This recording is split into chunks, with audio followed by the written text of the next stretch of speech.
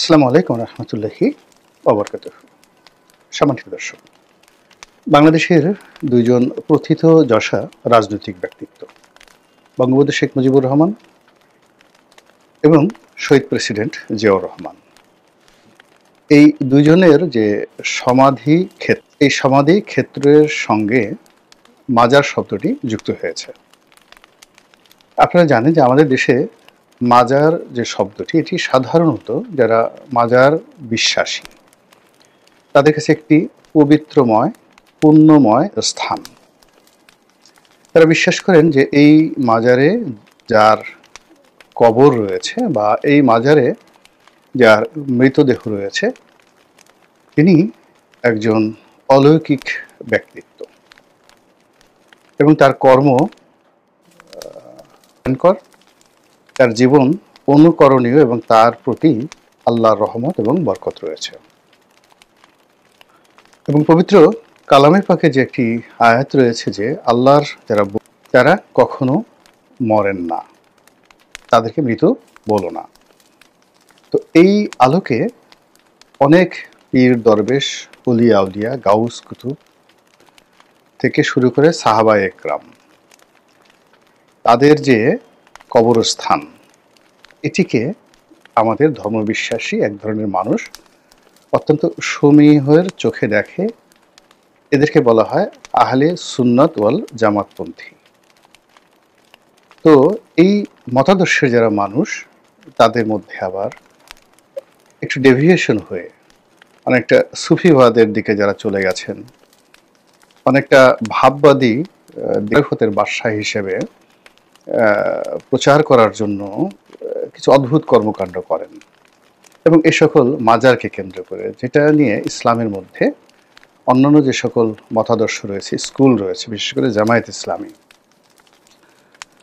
তো জামায়াত ইসলামীর যে মওদুদিবাদ বা ওহাবিবাদ, তারা এই মাজারবাদকে পরিপূর্ণভাবে ঘৃণা করে, এটাকে শিরক মনে করে। এবং এখানে যারা যাই করুক না কেন, এখন আহলে সুন্নাত ওয়াল জামাতের যারা সমর্থক, তারপর যাকে বলা হয় সমস্ত সুন্নত তারা পালন করেন, কিন্তু তারা ওই যে কবর জিয়ারতের উদ্দেশ্যে যান, কবর জিয়ারত করেন, বা ওখানে যারা শাহিদ ওলি আল্লাহ, গাউস কুতুব রয়েছেন, তাদেরকে অলৌকিক ক্ষমতা সম্পন্ন মানুষ মনে করেন। এই চিন্তাটিকে মওদুদিবাদ সমর্থন করে না।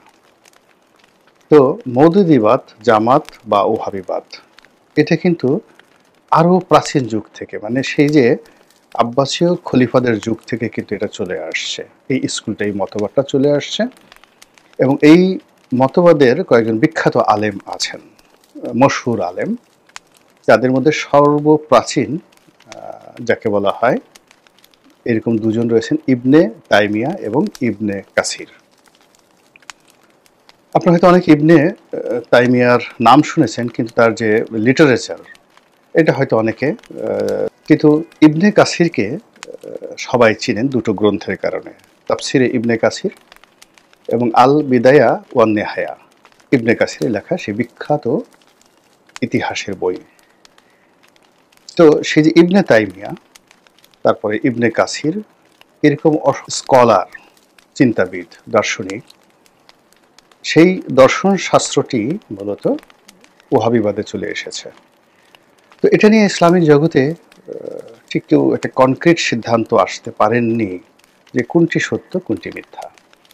কিন্তু যেটি হলো যে আবু ওহাব নজদি, সেই আবু ওহাব নজদি নজদ প্রদেশে যিনি ধর্মগুরু ছিলেন, তার সঙ্গে এখন যে সৌদি আরবের বর্তমান রাজবংশ, এদের পূর্বপুরুষ যারা নজদ এবং হাইল, এই দুটো এলাকা যাদের রাজত্ব ছিল, এবং এই দুটো এলাকাতে এদের পূর্বপুরুষ সপ্তদশ শতাব্দীতে, মানে নবাব সিরাজউদ্দৌলার ওই সময়টিতে, সমসাময়িক কালে তারা যখন রাজত্ব করতেন, তখন এই দুই পরিবারের মধ্যে একটা বিবাহ বন্ধন হয়, অর্থাৎ ইবনে সৌদ পরিবার এবং আবু ওহাব নজদ, এই দুই পরিবারের মধ্যে। এবং এই দুই পরিবারের সম্মিলিত শক্তির কারণে তাদের যে রাষ্ট্র ক্ষমতা, সেই রাষ্ট্র ক্ষমতা যেটা ছিল নজদে, আজকে রিয়াদ যে অঞ্চল, এই এলাকাটা, এটা তারা ছড়িয়ে পড়ে পার্শ্ববর্তী আরেকটি খুব গুরুত্বপূর্ণ